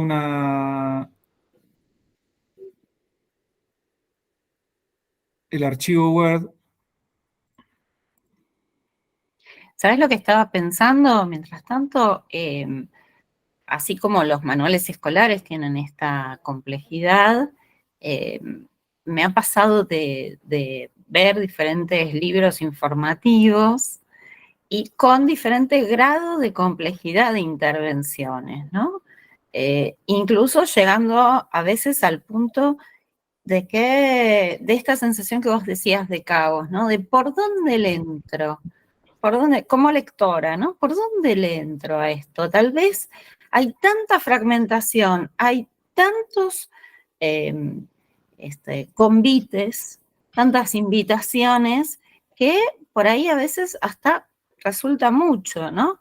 Y otros que reducen, y bueno, corren el riesgo también de quedar como aburriditos o de otra época, ¿no? Qué dificultad, qué difícil pensar estas cosas, ¿no? Encontrar el punto. No, Ahí totalmente. O sea, levantó la mano, ¿eh? el equilibrio es muy difícil y ellos se debaten todo el tiempo y por más que adelanten y traten de adelantarse a futuros problemas, hay problemas y siempre la edición siguen siendo muchas vueltas, pero bueno, se ahorran igual problemas grandes. Sabri Blanco, cuando quieras, Sabrina. Sí, eso que vimos recién, vendría a ser como la hoja de estilo de la editorial Eso o de la colección. vendría a ser una hoja de estilo, pero más que hoja, o sea, vendría a ser una hoja de estilo híbrida, digamos, porque eso lo arma la directora de arte y no lo arman tanto los editores, se arma en conjunto igual, pero principalmente lo arma la parte de diseño para pensando en estas flexibilidades posibles del libro, digamos. Después los editores y los contribuidores, que son los escritores, se adaptan a estas normas, pero después hay un manual de estilo textual, digamos, que tiene que ver con cuestiones de la lengua, digamos, pero acá es principalmente enfocado en el diseño. Esta guía de contribuidores que sí, para lo que es texto sería un manual de estilo, digamos, o parte de un manual de estilo. Ahí Silvia Saucedo. Gracias.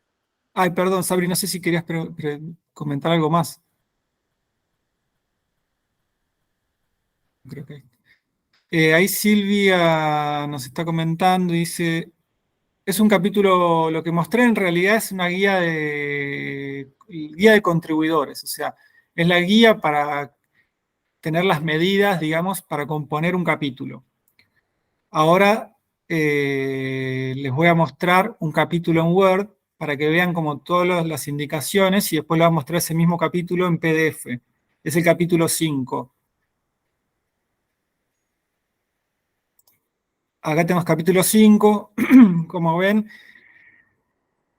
siempre se marca la página en color, todas las indicaciones que ven en rojo y con las antilambdas tienen que ver con indicaciones estructurales que tienen que ver con el diseño. Bueno, o sea, uno escribe, pero no es que escribe como una novela, cuento la historia, el cuento, no sé qué, después viene el editor y le da forma, digamos. O sea, está como esta idea de puro texto que lo que importa es el contenido.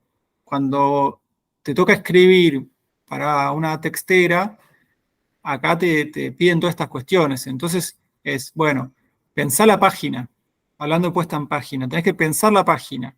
Te toca un índice de temas que tenés que tratar en tal capítulo determinados temas, y es, bueno, el capítulo va de la página 66 a la 81, tiene 16 páginas. Y esta indicación va a ser también una indicación a diseño, porque uno escribe, pero después el diseñador no tiene que, o el editor interno no tiene que estar pensando dónde ubico cada cosa que se le ocurrió a este escribir, o que me quedó larguísima la página y después hay que recortar un montón. No, ya te decimos cuánto tiene que la extensión de la página estimada, cuántas páginas tiene el capítulo, y uno hace bosquejos a partir del contenido y decir, bueno, peronismo, bueno, me tengo 4 páginas para hablar de peronismo, 2 para hablar de radicalismo, y así, digamos, o sea, depende lo que te demande el libro de historia en la época, según lo que tengas que contar. Pero a mí me parece súper interesante porque son cosas estas que estamos viendo en pantalla que no pasan en otros libros, o sea, no pasan en textos literarios, puede pasar un poco en libros informativos si se es muy prolijo trabajando, y tal vez en un libro de cocina, pero por lo general no son tan esquemáticos. Y a mí lo que me interesa justamente, y lo veo como un valor, digamos, porque obviamente son textos informativos y comunicación, no tanto creativos, entonces está bien que sean más rígidos, pero lo veo como un valor en esto, y me parece que como editores les puede ser muy útil. Página 66, apertura, bloque, y la indicación que va en la parte que decían los de contribución. Las sociedades a través del tiempo, y acá abrimos el diálogo, y todas estas indicaciones son indicaciones para que el diseñador sepa dónde tiene que ir poniendo las cosas, qué número es de capítulo, cuál es el título. Y acá uno, bueno, ellos tienen un banco de imágenes y uno se mete a elegir, y acá pone el código, que también hay todo un movimiento interno, entonces uno tiene que indicarle, o sea, hace una selección de las imágenes de su capítulo y eso después lo deriva a que retoquen a diseñadores, pero hay toda una operativa súper interesante que está detrás de la página, que uno ve la página y dice, ah, bueno, eligieron la vuelta del malón, que es una imagen bastante típica. Bueno, no, está esta vuelta del malón que no está recortada, que sí por ahí la retocaron en diseño, pero uno tiene que ir, elegir eso, ponerlo ahí, pensarlo, pensar la actividad, si funciona o no funciona. En algunos casos hemos tenido que cambiar imágenes, y todo eso está en la página. Lo que pasa es que a veces uno ve la página y la ve como naturaliza, digamos, o sea, como el fluir de la página o los caminos estos, estas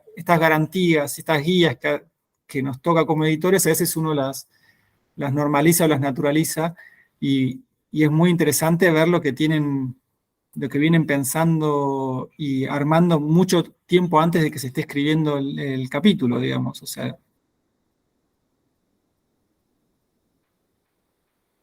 esta es la línea de tiempo, también determinar, o sea, desde dónde hasta dónde va la línea de tiempo, qué imágenes van a aparecer.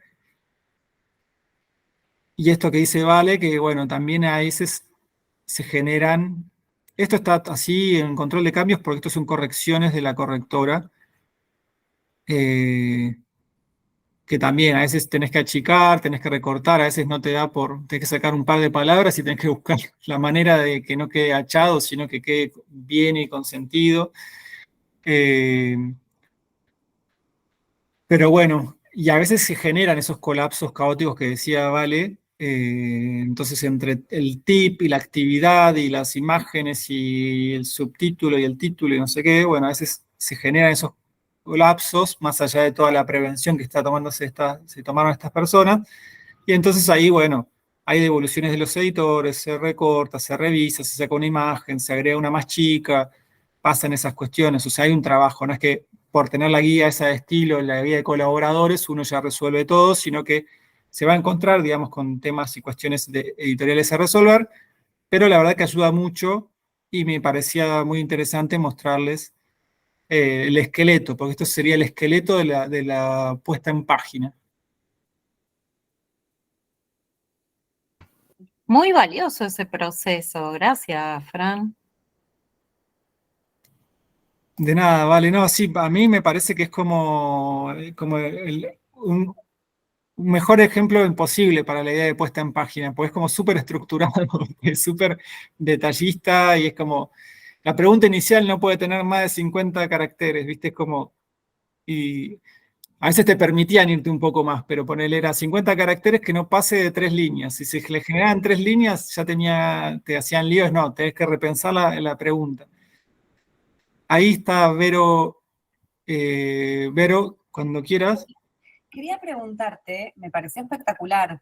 Yo soy diseñadora, en realidad no soy editora, pero trabajo con algunas editoriales y generalmente son textos literarios. Entonces, esto me parece un mundo aparte, me explota la cabeza y quiero ya hacer alguna vez una página de esta, me encanta.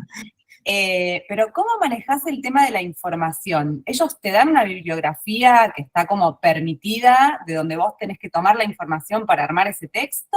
¿O vos lo armás con tus fuentes y después hay alguien que mete mano? ¿O cómo es? Mirá, el proceso es bastante largo y en este caso a mí me contrataban, me pagaban, digamos, por contribuidor, o sea, por escritor y por coordinador y editor, por Claro. otro lado. Ellos te dan manuales de los años anteriores, yo tenía manuales de 2013, 14, 18 y 22, me parece, no, y 21, creo. Pero la idea de ellos es que no estés repitiendo la información, porque obviamente que vamos a hablar de Rosas y de Urquizas y la batalla de Caseros y de Mitre y todo.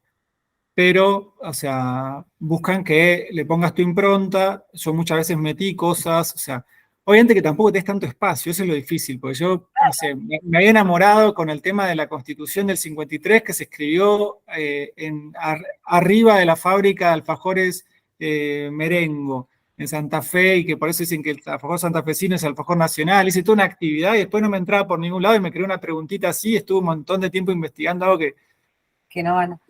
que era un detalle. Pero no, o sea, sí. Hagamos un cuadernillo, Fran, para edición 2 que sea solo de eso, por favor. No dejemos esta historia, esa investigación que se vaya. Queremos saber, queremos saber. Sí, es Es, que te es pasa. muy rico el alfajor santafesino, pero. Una pequeña intervención. Hay un disco de Silvio Rodríguez que se llama Descartes, pero no tiene Sí. que ver con Descartes. Tiene que ver con todas las canciones que no entraron en ningún otro álbum y que son una más linda que la otra, digamos. No, Tal espectacular. vez, claro, está bueno compilar todos los descartes de cosas que no entraron. Sí, que para mí, o sea, bueno, qué sé yo, a mí la historia me encanta, entonces hablar de alfajor merengo o del auto justicialista, me parece que son cosas súper divertidas y como que para entender la historia argentina. Pero bueno, quedaron como menciones. Después hay que hacer el lado B del manual, como dice Deb. No, bueno, el proceso es bastante largo, entonces a mí me dan un índice y es esto. Bueno, el capítulo 5, que yo tenía el capítulo del 5 al 10, que era toda la parte de historia, y una compañera se encargaba de la parte de geografía, que era del 1 al 4, sexto año de primaria. Y ahí teníamos que, nada, me decían, dura 16 páginas y tenés que tocar estos temas. O sea, entonces es medio, hay temas que muchos temas son obligados, entonces sí o sí tenés que recorrerlos y escribirlos y no podés evitarlos. Después también uno prioriza, qué sé yo, cuando estábamos hablando, no sé, del 43 al 55, y es muy difícil decir, bueno, no, ese periodo era larguísimo y tenía el peronismo adentro, tenía los 3 gobiernos peronistas adentro, o sea, de Perón, ¿no? Y era un delirio. Entonces, sí, o sea, ¿cómo priorizo esto? Porque pasaron un montón de cosas, de golpe eran capítulos súper cargados de contenido y que no tenías tanto para... Entonces, bueno, hay como una ingeniería ahí entre las actividades y lo que está narrado y, ¿viste? Y las plaquetas y hacia dónde los derivás, como para tratar de ir compensando. Pero sí, el equilibrio lo pone uno, pero digamos, es como que está bastante atado de manos, o sea, para escribir. Y además que yo escribo con esa estructura, con las indicaciones de diseño, con todo el capítulo, basándome en los capítulos modelo que armó la directora de arte, y después eso va a una primera editora que te hace una evolución, también, porque o sea, esta fue mi primera experiencia con texto, y nada, y hay cosas de giros de estilo que por ahí se te van, viste, que todavía no la casás. A mí tengo una compañera amiga que laburó acá también, que laburó en SM y laburó siglos en texto. Y nada, ella escribe de taquito estas cosas. A mí, yo me volví loco con él. O sea, y es como que te pasa eso. Claro, sí. Y tenés instancias, entonces una primera instancia de evolución de edición, lo retocás, después una segunda instancia de evolución de edición, y después sí va, una vez que está el capítulo escrito, este Word, pero ya listo, pasa a una primera corrección, y después ya sí se vuelca a una maqueta en InDesign, y que ahí ya haces el trabajo de coordinación, o sea, con InCopy, no con InDesign. El InCopy lo que hace es que vos solo puedas tocar texto, para los que no saben. Claro. Entonces queda la maqueta toda fija y uno solo puede modificar lo textual, digamos, los epígrafes y el centro, los títulos y el centro, el núcleo textual, digamos. Entonces, ahí ya mandaba el capítulo 5, pero en PDF, maquetado, a corregir. Y me volvía. Y entonces ahí yo retocaba con el InCopy y después lo volvés a mandar y así hasta que va llegando a los capítulos finales, que igual los vuelven a ver a los editores cuando ya está más formalizado. Pero es bastante largo, o sea, son trabajos desde escritura hasta cierre del proceso del manual. Yo arranqué, creo, si no me equivoco, en abril y terminé a fines de octubre, ponele. Un montón. Y eran 5 capítulos más uno de Nación, porque esto es bonaerense y haces unos agregados de páginas en algunos capítulos para lo que es Nación. Obviamente que no era un trabajo que yo solo me dedicaba exclusivamente a esto, pero sí era muy demandante. La verdad que era muy demandante. O sea, sobre todo como primera experiencia de escritura y coordinación y todo, es como... Y también verte como autor, porque te vuelven los editores y te querías morir también. O sea, como no, mira, todo esto, todos los alfajores que pensaste, muy lindo, pero no. O sea, Es como la otra eh, cara. Sí, qué toda la genial. otra, sí. Yo no sé si es una experiencia gratificante, digamos. Yo la traigo porque me parece que creo que es como fogonearse a full como editor, meterse en hacer esto. O sea, y como diseñador me imagino que debe ser igual. Sí, sí. Es como, bueno, tenés que tener 50 caracteres para esto, 25 para esto, y la foto no te entra, bueno, cambia de foto, y es como un proceso súper complejo, y de estar peloteando, entonces me parece que es súper útil, y uno ya empieza a mirar las páginas un poco más así. Obviamente que si estás contando, querés escribir ficción y estás contando un cuento, no vas a estar midiendo los caracteres, pero como editor está bueno tener como estas herramientas, digamos, y Sí, sí, un trabajo de los límites, en definitiva, que también para la ficción sirve, ¿no? Está re bueno lo que contás. Gracias. sí, no, recontra, o sea, para mí es súper útil. Y les quería mostrar ahora como que sería las antípodas, digamos, pero antípodas y no tan antípodas, que sería un libro, un libro álbum. Bueno, estoy yéndome hacia cualquier lado, un segundo. Compartir. Bueno, en realidad tengo 2 libros álbumes, me parece. Vamos a ver. Ah, bueno, este es el capítulo que vieron en Word, antes vieron un modelo de la directora de arte como guía de colaboradores, después vieron el esqueleto, digamos, la escritura, y este es el capítulo plasmado, o sea, ya maquetado, escrito, editado, con la línea de tiempo, con, bueno, estos glosarios, con cada imagen con su epígrafe, indicando bien quién es cada persona, las actividades. Bueno, esto ya es plasmado, pero el Word sería el esqueleto de esta puesta en página, de esta maqueta. Y ahora por último les quería mostrar este libro álbum, que es de Julia Coria y Camila Villa. Julia Coria es una escritora que escribe en realidad para adultos, que la editó Tusquets, y Odelia. La Horda Primitiva es el título que sacó en Tusquets, que Camila Villa, que es ilustradora, le ilustró la tapa de La Horda Primitiva, y están muy entusiasmadas con la idea de hacer un libro álbum, y venían trabajándolo ellas, pero como no le encontraba mucho el norte, y bueno, me llamaron a mí para hacer algunos encuentros y como redireccionar el libro. Y acá es un poco, como van a ver, muy distinta la cosa. Ellas son muy organizadas y la verdad que esta ya es una maqueta igual en la que yo ya intervení, digamos. Pero bueno, les quiero mostrar un poquito algunas cosas. Piensen acá, una portadilla, o sea, con una doble enorme. Siempre dicen que, o sea, los teóricos de LIJ, digamos, de literatura infantil y juvenil, cuando hablan de los libros álbumes, siempre dicen como que la unidad mínima en el caso de los libros álbumes es la doble página. No está pensada como en una página completa, sino en la doble página. Porque no importa en estos libros tanto el número de página realmente, sino que importa como la secuencia. O sea, en el libro álbum es un poco más el movimiento, es como cómo es el pasaje de página. Que por ahí en un libro de ficción te importa que sea una letra, una tipografía amable, que se lea bien, pero uno no está pensando tanto en el pasaje a nivel ritmo de la historia, en el pasaje de páginas, digamos. ¿Me explico? Entonces, acá en el libro álbum es como muy importante, entonces por eso está dispuesto así en dobles. Esta es La Guarda, es un libro que es para tapa dura, que va a salir en Fondo de Cultura el año que viene. Acá está La Guarda,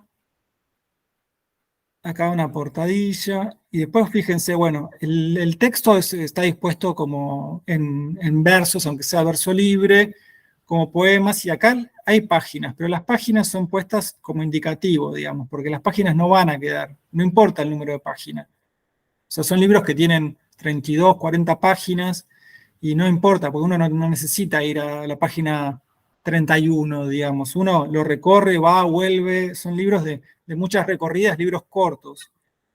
Después se saca ese foliado. Después se saca ese foliado. Esto es un caso de indicación organizativa. Ese foliado vuela, ves que acá está 4 legales, 5 portadilla. Es una forma de esquematizar para entender, porque primero cuando ellas vinieron a hablar conmigo, habían dispuesto en función de 32 páginas, me parece, pero no habían contemplado cosas que involucran a todo el pliego, digamos. Entonces, si tiene guardas, bueno, la primera página, la página 1, es una página blanca que va pegada contra la tapa, por ejemplo. Y después las legales, y después, si va una portadilla o dos, cuánto nos da. Y son cosas que en los libros álbumes son súper importantes para tener en cuenta. Y bueno, fíjense que acá no tenemos una caja de texto. Acá el texto está dispuesto así, acá rompe un poco, se asemeja más a una caja si quieren, pero no es una caja tradicional. Pero acá va haciendo distintas cosas. Y esta es la versión final hasta ahora, pero bueno, como fue lo que fuimos trabajando, después, o sea, finalmente lo va a editar Fondo de Cultura, así que es probable que por ahí hagan un cambio de la familia tipográfica, hagan algún tipo de intervención de personajes. En el caso de este libro álbum y en otros libros ilustrados, bueno, también la importancia de que sea el ilustrador el que contemple ¿no? ¿Dónde puede pisar el texto, ¿no? Totalmente. Ahí hay un Eh, trabajo del editor con el ilustrador previo o en el medio de la cocina, ¿no? En el medio de ese bocetado. Sí, mira, acá tengo otro ejemplo que ahora voy a mostrar que justamente hay comentarios de un ilustrador sobre otra maqueta también, que no es un libro álbum, pero sí es un libro ilustrado. Pero bueno, un último comentario de este, y es que acá empiezan a jugar otras cuestiones, o sea, uno le toca editar una novela y hace la edición del manuscrito con el autor, es mucho a nivel contenido y estilo de la escritura. Acá uno tiene que hacer devoluciones no solo del texto, porque además también hay una imagen jugando en relación con el texto que puede complementarlo, reflejarlo, contradecirlo, y a veces que no hace falta, o sea, decir vestido, si está hablando, si ahí está el vestido dibujado, por ejemplo. Eh, en este caso sí lo hicieron así porque era como la primera aparición y se centra todo alrededor del vestido, pero parte de la evolución y de composición de las páginas era el color.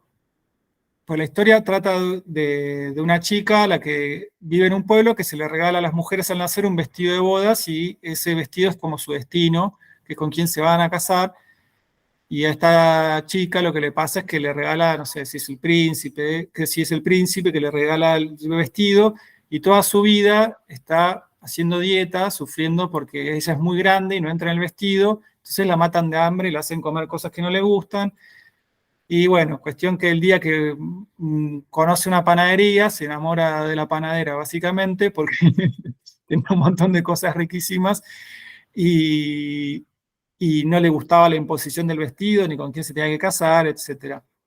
El trabajo que fue afilando la ilustradora a partir de la evolución, que tiene que ver con la composición de página, de las dobles, es que toda la paleta de azules tiene que ver con el encorsetamiento, con el vestido, con el destino establecido por la sociedad, y el deseo está todo en paletas de rosa.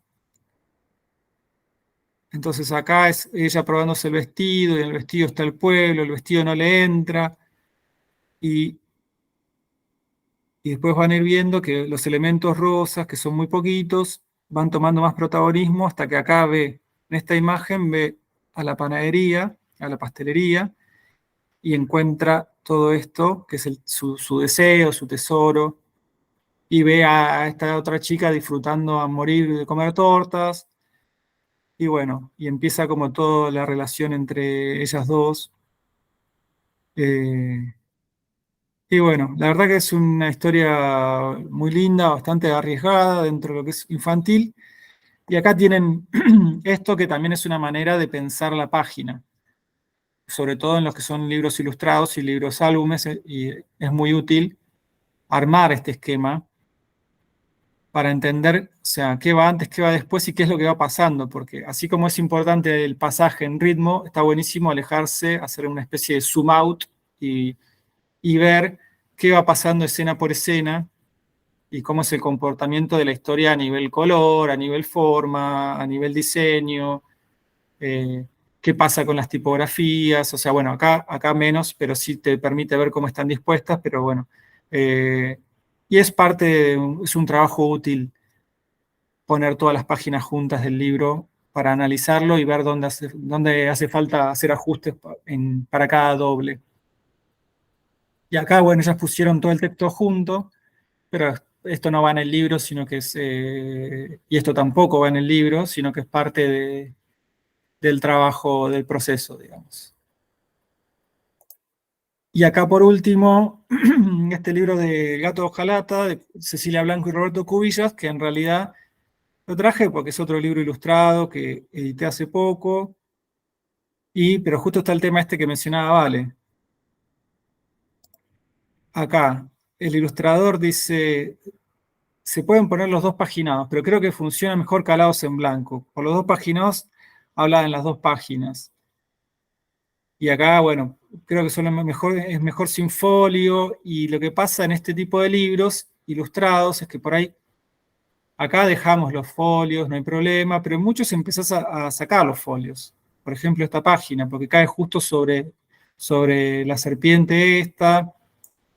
Acá no hay problema, pero en muchos de golpe entras en secuencias que acá hay paginado, acá no. Pero en un momento te deja de importar un poco el paginado por lo mismo que decía hace un ratito, que son libros, este libro tiene 60 páginas, o sea, 64 en realidad, pero son 4 historias. Hay un índice para ir a cada uno de los cuentos y no hace falta, digamos, precisar tanto internamente, puertas adentro del cuento, cada una de las páginas, sino tiene mucho más importancia la estética de las ilustraciones, digamos. Entonces se prioriza eso y el folio, que por ahí en un libro académico, en un libro, un manual de texto o en una novela es bastante importante, acá tiene un orden a nivel jerárquico mucho más bajo, digamos. Entonces son cosas que van pasando en los distintos tipos de libros. Es otro criterio, digamos. Acá pedimos sacarlo.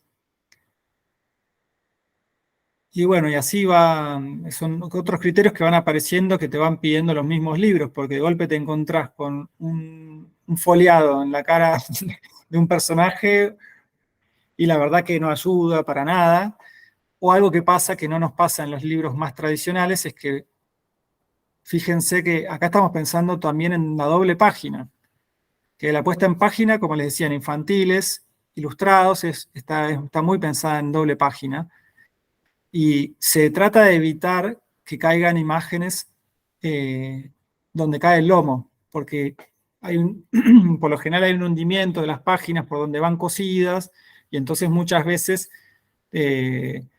no queda bien y queda por ahí la cara de un personaje hundida ahí, o algún elemento importante, o todo un personaje de un lado y el bracito del otro que sale como de la mitad del lomo, no sé si me explico, pero bueno, son algunas de las cosas de algunos de los problemas de criterio y decisión que aparecen en este tipo de libros que no nos aparecen en las páginas de los libros académicos o los manuales o un libro de cocina, por ejemplo. Así que bueno. Con este tema de los márgenes internos, o sea, de ese lugar donde las dos páginas convergen en lo que sería el lomo, estaba pensando en una autora una autora integral del libro álbum, que justamente jugó con eso, que es Susie Lee, Sí. en sus tres libros a los que llama Trilogía del Margen, ¿no? Y juega con la idea de pasaje también, ¿no? Como ese, hay algo dramático de un lado y del otro no, pero de pronto hay un personaje pasando, se salpica, digamos, ¿qué pasa? Eso también a veces es como interesante en esto que decías de estos libros que por ahí rompen con los conformismos o rompen, ¿no?, con lo establecido, pero bueno, ella cuenta en un libro donde reflexiona sobre todo esto, que se llama Trilogía del Margen, justamente, que todo el tiempo a las editoriales en todo el mundo que publican uno de ellos, que se llama Olas, le llegan cartas diciendo, miren, tengo un ejemplar con un error, no sé si tendrán otro, yo lo compro, no es ningún error, está puesto así a propósito. Sí, Susie Lee lo hace con maestría y también como algo desafiante para explorar los límites, digamos. O sea, están buenísimos cuando puedan, vayan a ver los libros de ella, porque la verdad que es un caso, sí, es paradigmático, digamos, porque es como que está trabajando muy con o sea, está metiendo algo que es un límite como parte de la historia, digamos. O sea, y nosotros cuando yo estaba hablando recién le estaba contando, bueno, la doble página es esta, y ojo con que les caiga algo en el margen interno, en el lomo, o que se les vaya mucho para los márgenes externos. O sea, es como que hay una óptica más tradicional o más estandarizada que te lleva como a buscar como una cuestión muy de la comunicación, digamos, y que sea claro el mensaje y todo, que a veces los editores, con este afán de garantizar la la lectura, digamos, acompañar a los lectores, generar ese camino, es hacer de guías. A veces por ahí nos pasamos de prolijo. Por ahí un libro que te pide un senderito por la montaña y por ahí te mandaste una autopista. Y decís, bueno, no me hace falta la autopista, o sea, es demasiado. Entonces hay como que tratar de ahí encontrar el límite, o cuando aparece una Susie Lee, ver si te interesa, ver si estás en la editorial que puede editar a Susie Lee, porque Urano claramente no es la editorial que va, y el comprador de Urano no es el que va a editar a Susie Lee, pero por ahí El Zorro Rojo sí, o creo que la edita Bárbara Fiore, vale, ahora no me acuerdo, Bárbara Fiore. Entonces, nada, eso es parte, y bueno, Y es un libro... en Brasil la publicaba Compañía das Letras, Ah, que bueno, tenía un catálogo también extraordinario. impecable, sí. Sí, sí, sí. Que también son libros como exploración de límites. Yo no sé hasta dónde por ahí un chico se engancha con Susie Lee, por ahí algunos sí, otro no. No todos los chicos piensan igual, como no todos nosotras pensamos igual. Pero sí es un libro interesante a nivel laburo, a nivel creativo y de edición, qué es lo que pasa con eso, digamos. Y como decías, Vale, es un ejemplo más de los libros de artista de Borsuk que son explosivos o que se tatúan el ICBN. Bueno, es otra exploración de los márgenes. Fran, ya estamos llegando, creo que al límite del día de hoy, pero hace unos años atrás, cuando estabas en Urano, publicaste una serie de libros de Graciela Repum sobre un dragoncito. ¿Te acordás?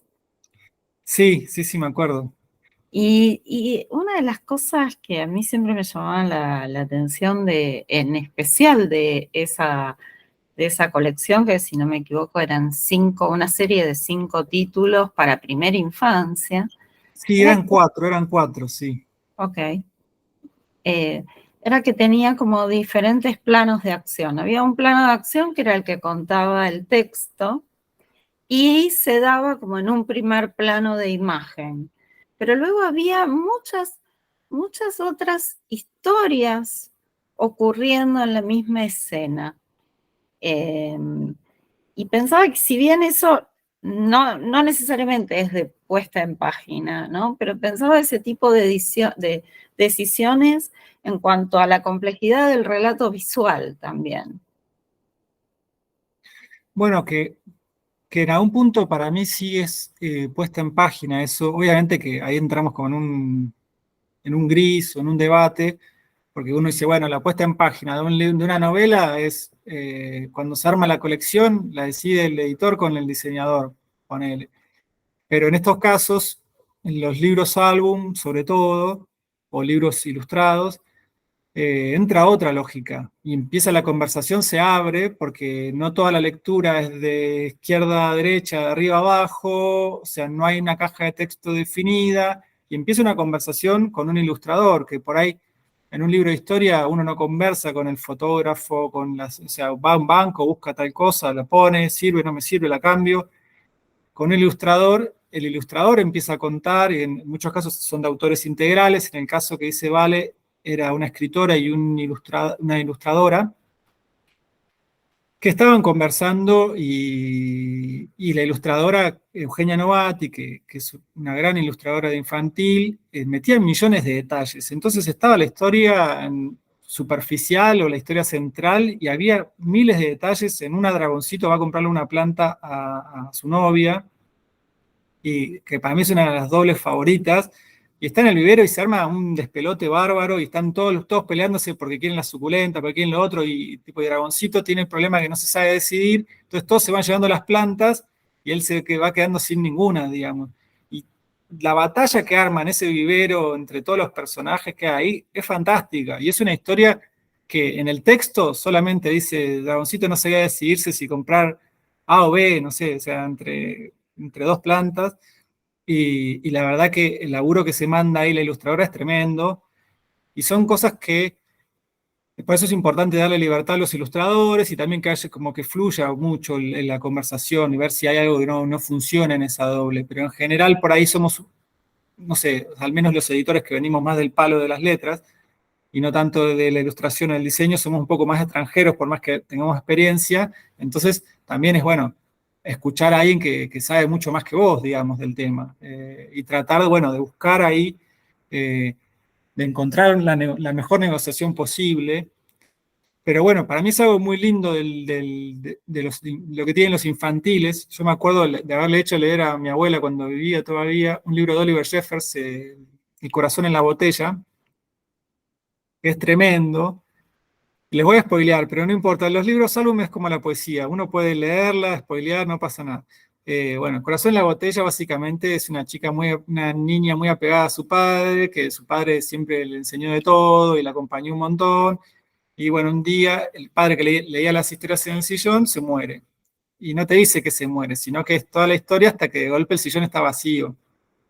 Y ella agarra y guarda su corazón en una botella. Y ahora no me acuerdo si lo tira al mar, no me acuerdo esa parte que hace con la botella. Creo que la guarda en algún lado. Cuestión Hay cuando un se lo... momento en que empieza a querer romper la botella Ah, para volver y no puede, para volver a recuperar esa área. Es uno de mis libros favoritos. ese libro es increíble. Es un libro y que tiene un montón de niveles. Oliver Jeffers en general es un autor integral que es bastante infantil. Ese es un poquito más compleja el tratamiento, pero la verdad que es espectacular. Y yo me acuerdo de mi abuela, que era una tipa que leía muchísimo y leía cosas súper complejas y no pudo leer la muerte en ese libro. Y vos decís, la mayoría de los chicos que se lo di a leer, o sea, por no decir todos, entendieron eso, y era casi generacional. Ella no podía leer un libro o algo, no podía leer la muerta, y era como, bueno, el papá se fue. Está bien, sí, se entiende que se fue porque no está dibujado, pero es clarísimo en la historia que el papá muere y la manera de señalar la muerte es con la ausencia y con el dolor de ella que guarda el corazón y como dice, vale, le trata de romper, trata como de recomponer su vida y es todo ese dolor que se trabaja en el libro. Y traigo este ejemplo porque es como muy interesante en términos de, bueno, el libro álbum no tiene una caja de texto, o puede tenerla, en algún caso más raro, trabaja con distintas texturas, con distintos materiales, con una organización completamente caótica para lo que podría ser los libros más tradicionales, y tiene un montón de niveles de lectura. Y tenemos libros, en el caso que son libros contados sin palabras, o libros silent book, o libros silenciosos, que no tienen texto directamente, que son ilustraciones. Y eso es súper interesante porque también es yo lo considero un tipo de libro álbum, pero ahí, bueno, la puesta en página es como que le queda un lugar muy raro al editor en relación con el libro silencioso. Obviamente que es una evolución desde la ilustración, pero empiezan a pasar otras cosas súper interesantes que como no hay texto, muchos de autores que hacen este tipo de libro silencioso empiezan a contar en las guardas, porque total, o sea, o sea, hay un libro de Editorial Niño que editó Pablo Curti de Mari Jansen, que ahora no me acuerdo el nombre del libro, lo tengo que buscar, pero es muy interesante porque empieza a contar en las guardas y después aparece la portadilla. Y cuando aparece la portadilla, vos ya sabés que la nena se está mudando con su familia a otro lado y llega como, ¿entendés? O sea, ya un montón de información que en otro libro sería preliminar y que tiene que vinculado con el texto y un orden. Y acá es como, bueno, no. Arranco, después de la tapa ya arranco, o en la tapa misma estoy contando y termina en la contratapa. Y la verdad que es súper interesante. Y es otra manera de pensar las páginas o romper con la idea de una página más tradicional. Pero bueno, vale, no sé si... No, es maravilloso, te agradecemos un montón. No sé si queda alguna pregunta por ahí. En algún momento haremos una toma 2 de todo esto. Yo Te vamos a encantado. ir viendo poquito a poco. No, vale, la verdad que mil gracias por organizar y tomarte el trabajo de armar todo esto. Es un lujazo y a mí me encanta hablar de estos temas y me encanta que hayan venido tantas y tantos y gente que le interese hablar de estos temas, que es lo más importante.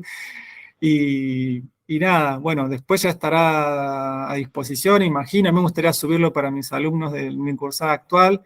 Y son temas que, para mí esto es lo que permite un TREF y que permiten estos espacios, ¿viste? Es un espacio de reflexión que después en el día a día estás como corriendo, corriendo, corriendo y no tenés tanto, o sea, yo lo del trabajo con Puerto de Palos lo tengo o sea, toda la información que tengo hace un año y no te des un minuto para parar la pelota y decir, che, mirá cómo es esto, mirá qué bueno que está, o qué pasa con esto.